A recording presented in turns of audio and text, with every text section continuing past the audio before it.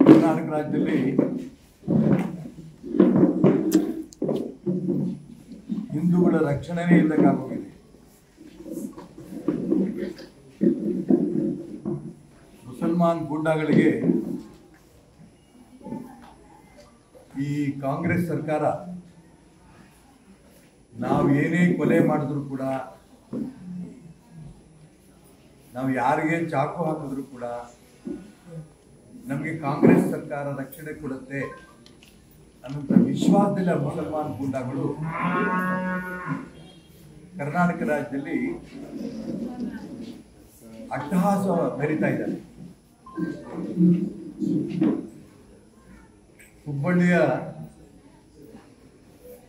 College ವಿದ್ಯಾರ್ಥಿನಿ ನೇಹಾ ಅವರ ಕಗ್ಗೊಲೆ ಆಯಿತು. ಒಬ್ಬ ಮುಸಲ್ಮಾನ್ ಗೂಂಡ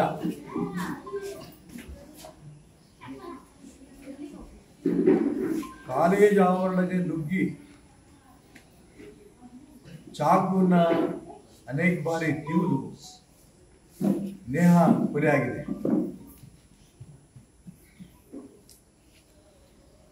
ಇದನ್ನ ರಾಜ್ಯ ಸರ್ಕಾರ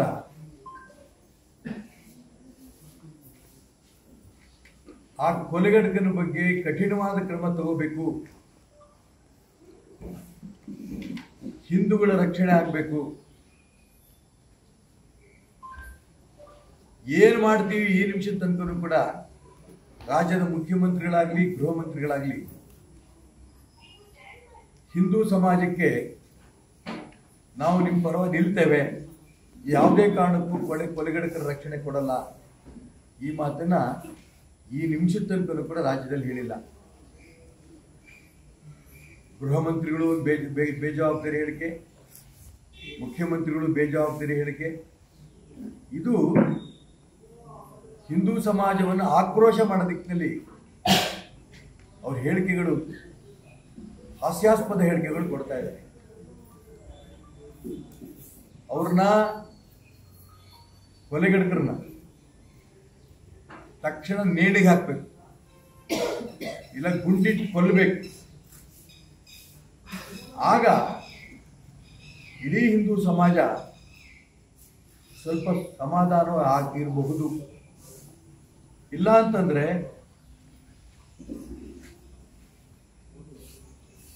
ನಾವೇನೇ ಮಾಡಿದ್ರು ಕೂಡ ನಮ್ಗೆ ಯಾರ ತೊಂದರೆ ಇಲ್ಲ, ನಮಗೆ ರಕ್ಷಣೆ ಇದ್ದೇ ಇದೆ ಅನ್ನೋಂಥ ಭಾವನೆ ಆ ಮುಸಲ್ಮಾನ್ ಗೂಂಡಾಗಳಿಗೆ ಇರೋದ್ರಿಂದ ಈ ದಿಕ್ಕಿನಲ್ಲಿ ಮುಖ್ಯಮಂತ್ರಿಗಳು ಗೃಹ ಮಂತ್ರಿಗಳು ತಕ್ಷಣ ಇಡೀ ರಾಜ್ಯದ ಜನರಿಗೆ ನಾವು ನಿಮ್ಮ ರಕ್ಷಣೆಗಿದ್ದೇವೆ, ನೀವು ಇದ್ರ ಬಗ್ಗೆ ಭಯ ಪಡಬೇಡಿ ಅನ್ನಂತ ಹೇಳಿಕೆಗಳು ಕೊಡಲಿಲ್ಲ ಅಂದರೆ ಕಷ್ಟ ಆಗತ್ತೆ ಅನ್ನಂಥ ಎಚ್ಚರಿಕೆಯನ್ನು ನಾನು ರಾಜ್ಯದ ಮುಖ್ಯಮಂತ್ರಿಗಳಿಗೆ ಮತ್ತು ಗೃಹ ಮಂತ್ರಿಗಳಿಗೆ ಹೇಳಕ್ಕೆ ಇಷ್ಟಪಡ್ತೇನೆ. ಏನು ನೇಹಾ ಕೊಲೆ ಆಗಿದೆ ಹುಬ್ಬಳ್ಳಿನಲ್ಲಿ, ಇದನ್ನ ಪ್ರತಿಭಟನೆ ಮಾಡೋ ದಿಕ್ಕಿನಲ್ಲಿ ಸೋಮವಾರ ದಿನ ಬೆಳಿಗ್ಗೆ 10 ಗಂಟೆಯಿಂದ ಶಿವಮೊಗ್ಗದ ದೈವಜ್ಞ ಸರ್ಕಲ್ನಿಂದ ಒಂದು ಬೃಹತ್ ಮೆರವಣಿಗೆ, ಪ್ರತಿಭಟನಾ ಮೆರವಣಿಗೆ ನಾವು ವ್ಯವಸ್ಥೆ ಮಾಡಿದ್ದೇವೆ. ರಾಷ್ಟ್ರಭಕ್ತ ಬಳಗದಿಂದ ಬೆಳಿಗ್ಗೆ 10 ಗಂಟೆಗೆ ದೈವಜ್ಞ ಕಲ್ಯಾಣ ಮಂದಿರದ ಎಲ್ಲರೂ ಅಲ್ಲಿ ಸೇರಿ ದುರ್ಗಿಯುಡಿ ಮಾರ್ಗವಾಗಿ ಮೆರವಣಿಗೆ ಬರುತ್ತೆ. ಅದಾದ ನಂತರ ಬಾಲರಾಜ ರೋಡ್ ಮುಖಾಂತರ ಹೋಗಿ ಜಿಲ್ಲಾಧಿಕಾರಿಗಳಿಗೆ ಮನವಿ ಕೊಡುತ್ತೆ.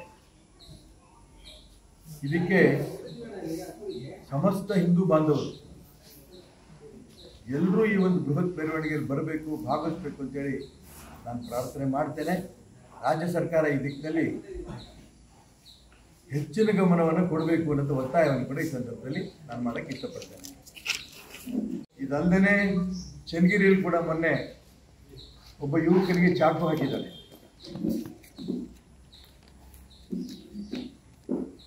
ಈಗ ಮೆಗಾರ್ ಹಾಸ್ಪಿಟಲ್ ಅವನು ಇದ್ದಾನೆ, ಅವನು ನೋಡಕ್ಕೆ ನನಗೆ ಹೋಗ್ತಾ ಇದ್ದೀನಿ. ಅಂದರೆ ಹಿಂದೂಗಳಿಗೆ ರಕ್ಷಣೆ ಕೊಡೋ ದಿಕ್ಕಿನಲ್ಲಿ ರಾಜ್ಯ ಸರ್ಕಾರ ಸಂಪೂರ್ಣ ವಿಫಲವಾಗಿದೆ. ಇದನ್ನು ರಾಜ್ಯದ ಮುಖ್ಯಮಂತ್ರಿಗಳು ಗೃಹ ಮಂತ್ರಿಗಳು ಇಡೀ ಹಿಂದೂ ಸಮಾಜಕ್ಕೆ ನಾವು ನಿಮ್ಮ ಜೊತೆಗೆ ಇದ್ದೀವಿ ಅಂತ ಧೈರ್ಯ ತುಂಬಲಿಲ್ಲ ಅಂತಂದರೆ ಈ ಸರ್ಕಾರ ಬಹಳ ದಿನ ಉಳಿಯಲ್ಲ. ಹಿಂದೂ ಸಮಾಜ ಜಾಗೃತಿ ಆದರೆ, ಹಿಂದೂ ಸಮಾಜ ಎಚ್ಚೆತ್ತುಕೊಳ್ತಾ ಇದೆ. ಈ ಸರ್ಕಾರವನ್ನು ಒಬ್ಬೊಬ್ಬ ಹಿಂದುವಿನ ರಕ್ತದ ಮುಖಾಂತರ ಸರ್ಕಾರವೇ ಕಳ್ಕೋಬೇಕಾಗತ್ತೆ ಅನ್ನೋಂಥ ಎಚ್ಚರಿಕೆನ ಈ ಕಾಂಗ್ರೆಸ್ ನಾಯಕರಿಗೆ ಕೊಡೋದಕ್ಕೆ ಇಷ್ಟಪಡ್ತಾರೆ. ಆಗಲಿಲ್ಲ ಅಂತಂದ್ರೆ ನಾವ್ಯಾಕ್ರಿ ಬದುಕಿರ್ಬೇಕು?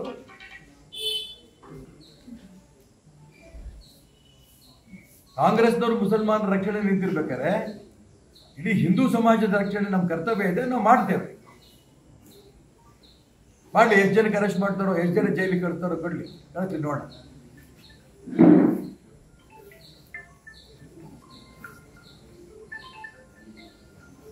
ಕಾಂಗ್ರೆಸ್ಗೆ ತಿರುಗುಣ ಆಗತ್ತೆ ಸರ್ ಇದು ವಿಷಯ. ಕಾಂಗ್ರೆಸ್ಗೆ ಹಿನ್ನಡೆ ಕಾರಣ ಆಗತ್ತೆ ಅಂತ ನೀವು ಹೇಳೋ ಪ್ರಕಾರ? ಕಾಂಗ್ರೆಸ್ಗೆ ಹಿನ್ನಡೆ ಆಗತ್ತೆ, ನಮಗೆ ಮುನ್ನಡೆ ಆಗತ್ತೆ. ನಾನು ಹಿನ್ನಡೆ ಮುನ್ನಡೆ ರಾಜಕೀಯವಾಗಿ ಚಿಂತೆ ಮಾಡಕ್ಕೆ ಇಷ್ಟಪಡಲ್ಲ. ಇದನ್ನ ಮನೆ ಮಗಳನ್ನೊಬ್ಬಳು ಕಳ್ಕೊಂಡಿದ್ದಾವೆ ಅಂತ ದುಃಖದಲ್ಲಿದ್ದೇವೆ. ದುಃಖದ ಸಂದರ್ಭದಲ್ಲಿ ರಾಜಕಾರಣ ಮಾಡೋನು ಅಯೋಗ್ಯ. ಆದರೆ ಕಾಂಗ್ರೆಸ್ನವರು ರಾಜಕಾರಣ ಮಾಡ್ತಿದ್ದಾರಲ್ಲ, ಇದು ಲವ್ ಜಿಹಾದೆ ಅಲ್ಲ, ಇದು ವೈಯಕ್ತಿಕ. ಮುಖ್ಯಮಂತ್ರಿಗಳ ಹೇಳಿಕೆ, ಗೃಹ ಮಂತ್ರಿಗಳ ಹೇಳಿಕೆ, ಇದನ್ನ ರಾಜಕೀಯವಾಗಿ ಕಾಂಗ್ರೆಸ್ನವರು ಯೋಚನೆ ಮಾಡ್ತಿರೋಣ. ಹಿಂದೂ ಸಮಾಜ ಇದನ್ನ ರಾಜಕೀಯ ಯೋಚನೆ ಮಾಡಲ್ಲ. ಹಿಂದೂ ಸಮಾಜದ ರಕ್ಷಣೆ ನಾವಿರೋದು, ಹಿಂದೂ ಸಮಾಜಕ್ಕೆ ಧೈರ್ಯ ತುಂಬೋದಕ್ಕೋಸ್ಕರ ನಾವು ಮಾಡ್ತಾ ಇರೋಂಥ ಕೆಲಸ ಇದೆ. ಇದಕ್ಕೆ ಎಲ್ಲರೂ ಬನ್ನಿ ಅಂತ ಹೇಳ್ಕೊಂಡು ನಾವು ಅವ್ರಿಗೆಲ್ಲರೂ ಪ್ರಾರ್ಥನೆ ಮಾಡ್ತಾ ಇದ್ದೀವಿ. ನಾನು ಅದಕ್ಕೋಸ್ಕರ ಇಲ್ಲಿ ರಾಜಕಾರಣ ತರಕ್ಕೆ ಇಷ್ಟಪಡಲ್ಲ. ಕಾಂಗ್ರೆಸ್ನವರು ಇದನ್ನ ದುರುಪಯೋಗ ಮಾಡ್ಕೋತಿದ್ದಾರೆ. ಇದ್ರಲ್ಲಿ ಯಾವ ಅನುಮಾನನೂ ಇಲ್ಲ. ಮುಸಲ್ಮಾನ ಓಟ್ಕೋಸ್ಕರ ನಾನು ಬಿಜೆಪಿ ಏನ್ ಮಾಡ್ತಾ ಇದೆ, ಇನ್ನೊಂದು ಪಾರ್ಟಿ ಏನ್ ಮಾಡ್ತಾ ಇದೆ ನಾನು ಹೇಳಕ್ ಇಷ್ಟಪಡಲ್ಲ. ಶಕ್ತಿ ಮೀರಿ ಅವ್ರ ಪ್ರಯತ್ನ ನಡೆಸ್ತಾ ಇದೆ. ಆದ್ರೆ ಒಂದು ಸರ್ಕಾರ ನನ್ನ ಕರ್ತವ್ಯ ಮಾಡ್ತಾ ಇರೋದ್ರಲ್ಲಿ ವಿಫಲವಾಗಿಲ್ಲ. ಇದು ನನಗೆ ತುಂಬಾ ನೋವು. ಬನ್ನಿ,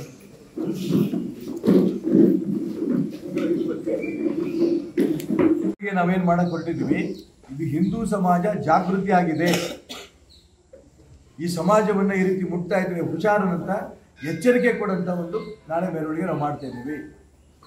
ಎಲ್ಲ ಹಿಂದೂ ಸಮಾಜದ ಬಂಧುಗಳು ಈ ಒಂದು ಕಾರ್ಯಕ್ರಮದಲ್ಲಿ ಬನ್ನಿ, ಮೆರವಣಿಗೆಯಲ್ಲಿ ಭಾಗವಹಿಸಿ ಸರ್ಕಾರಕ್ಕೂ ಎಚ್ಚರಿಕೆ ಕೊಡಬೇಕು. ಗೂಂಡಾಗಿರಿ ಮಾಡ್ತಿರೋರಿಗೂ ಕೂಡ ಹಿಂದೂ ಸಮಾಜ ಜಾಗೃತಿ ಆಗಿದೆ ಅನ್ನೋಂಥ ಭಾವನೆನೂ ಬರಬೇಕು. ಆ ದಿಕ್ಕಿನಲ್ಲಿ ದೊಡ್ಡ ಮೆರವಣಿಗೆಗಳನ್ನ ನಾವು ಮಾಡ್ತಾ ಇದ್ದೇವೆ. ನೀತಿ ಸಂಹಿತೆ ಇದೆ, ಮೆರವಣಿಗೆ ಅನುಮತಿ ಸಿಗತ್ತಾ? ಯಾರಪ್ಪ ಕೊಡ್ಬೇಕ್ರಿ? ಕೊಲೆ ಮಾಡಿದನು ಅನುಮತಿ ತಗೊಂಡು ಕೊಲೆ ಮಾಡ್ದ? ಕೊಲೆ ಮಾಡ್ದಲ್ಲ. ಆ ಹುಬ್ಳಿ ಕಾಲೇಜುಗಳು ನುಗ್ಗು ಮಾಡ್ದಲ್ಲ. ಯಾರ ಅನುಮತಿ ತಗೊಂಡು ನೀತಿ ಸಂಹಿತೆ ಇದ್ರು ಮಾಡ್ದವನು? ನಾವು ಮೆರವಣಿಗೆ ಮಾಡ್ತೀವಿ, ನಮ್ಮನ್ನ ಅರೆಸ್ಟ್ ಮಾಡ್ಲಿ, ನೋಡೋಣ ಎಷ್ಟು ಜನಕ್ಕೆ ಅರೆಸ್ಟ್ ಮಾಡ್ತಾರೋ ಮಾಡಲಿ.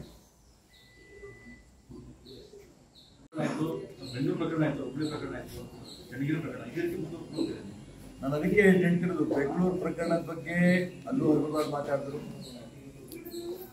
ಇಲ್ಲಿ ಹುಬ್ಬಳ್ಳಿ ಪ್ರಕರಣದ ಬಗ್ಗೆನೂ ಕೂಡ ತುಂಬಾ ಬೇಜವಾಬ್ದಾರಿ ಹೇಳಿಕೆಗಳು ಕೊಡ್ತಾ ಇದ್ದಾರೆ. ಚನ್ನಗಿರಿ ಪ್ರಕರಣದ ಬಗ್ಗೆನೂ ಕೂಡ ಅದನ್ನ ಮುಚ್ಚಾಕಂತ ಪ್ರಯತ್ನ ನಡೆಸ್ತಾ ಇದ್ದಾರೆ. ಇವರಿಗೆ ಹಿಂದೂ ಸಮಾಜದಲ್ಲಿ ಯಾರು ಸಾಗಲಿ, ಯಾರ ಮೇಲೆ ಚಾಕು ಹಾಕಲಿ, ಅದ್ರ ಬಗ್ಗೆ ಗಮನ ಕೊಡಂತ ವ್ಯವಸ್ಥೆ ರಾಜ್ಯ ಸರ್ಕಾರದ, ಕಾಂಗ್ರೆಸ್ ಸರ್ಕಾರದ ಇದೆ.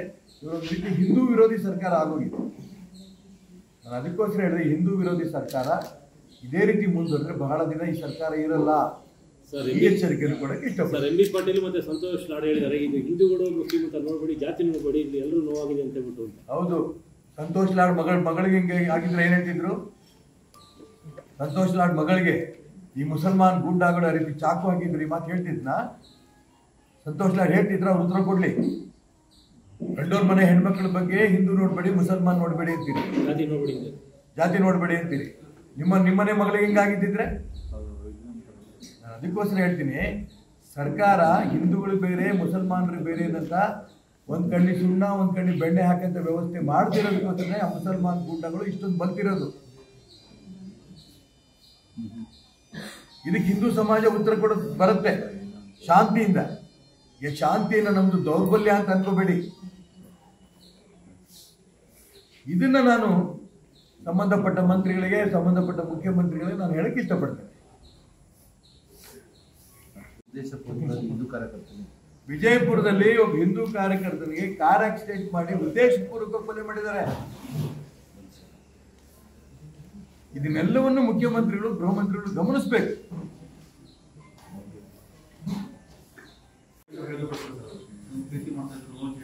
ಇದು ಪರಮೇಶ್ವರ್ ಅವರು ಒಬ್ಬ ಗೃಹ ಮಂತ್ರಿ ಆಗೋದಕ್ಕೆ ಇವರು ನಾನು ಎಷ್ಟು ಮಟ್ಟಿಗೆ ಫಿಟ್ಟು ನನಗೆ ಗೊತ್ತಿಲ್ಲ. ಎಲ್ಲಾ ಕೇಸು ಹೀಗೆ ಮಾಡ್ತಾರೋ, ಇನ್ನು ಎನ್ಕ್ವೈರಿನೇ ಆಗ್ಲಿಕ್ಕಿಲ್ಲ, ಆಗ್ಲೇ ಇವರೇ ಜಡ್ಮೆಂಟ್ ಕೊಟ್ಬಿಡ್ತಾರೆ. ಇದು ಲವ್ ಜಿಹಾದೇ ಅಲ್ಲ.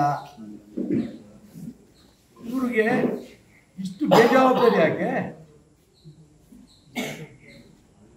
ಲವ್ ಜಿಹಾದೇ ಹೌದು ಅಲ್ಲ ಅನ್ನೋ ತೀರ್ಮಾನ ತನಿಖೆ ಮುಖಾಂತರ ಬರುತ್ತೆ ಹೊರಗಡೆ.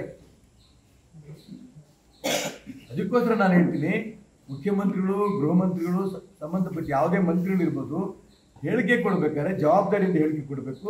ಮತ್ತೆ ಕೊಲೆ ಆಗಿರೋಂಥ ಸಮಾಜಗಳಿಗೆ, ಹಿಂದೂ ಧರ್ಮದ ವ್ಯಕ್ತಿಗಳಿಗೆ ಹೌದಪ್ಪ ರಾಜ್ಯ ಸರ್ಕಾರ ಯಾರೋ ಗೂಂಡ ಮಾಡೋದ್ರ ಬಗ್ಗೆ ಕಠಿಣ ಕ್ರಮ ತಗೋತಿ ಅನ್ನೋದು ವಿಶ್ವಾಸ ಬರಬೇಕು.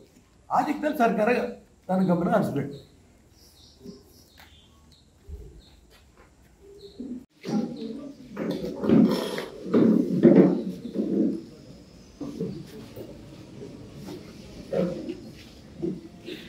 ಗಂಟೆಯಿಂದ ನಾವಲ್ಲಿಂದ ಮೆರವಣಿಗೆ ಹೊರಟು ಶಾಂತಿಯುತದಿಂದ ಹೋಗ್ತೇವೆ.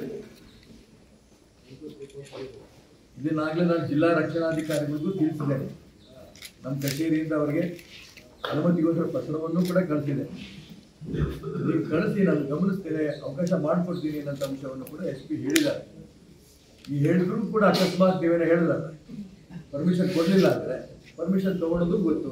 ಅಕಸ್ಮಾತ್ ಪರ್ಮಿಷನ್ ಇಲ್ಲ ಅಂದರೆ ನಾವಂತೂ ಹಿಂದೂ ಸಮಾಜ ರಕ್ಷಣೆಗೆ ಹೋಗ್ತೀವಿ. ಅವ್ರು ಎಷ್ಟು ಜನಕ್ಕೆ ಅರೆಸ್ಟ್ ಮಾಡಿದಾರೋ ಅರೆಸ್ಟ್ ಮಾಡಿ ನೋಡೋಣ.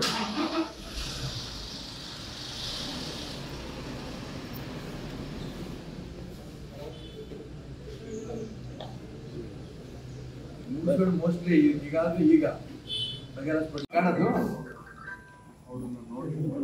ಅದಕ್ಕೆ ಹೇಳ್ತಿರೋದು. ಇದು ಏನಾಗಿದೆ, ಬಲಿಷ್ಠ ಯಾವಾಗಲೂ ಬದುಕ್ತಾನದು. ಪಾಪಿ ಪ್ರದೇಶ ಬಿಡಬೇಕು ಕ್ರಮ.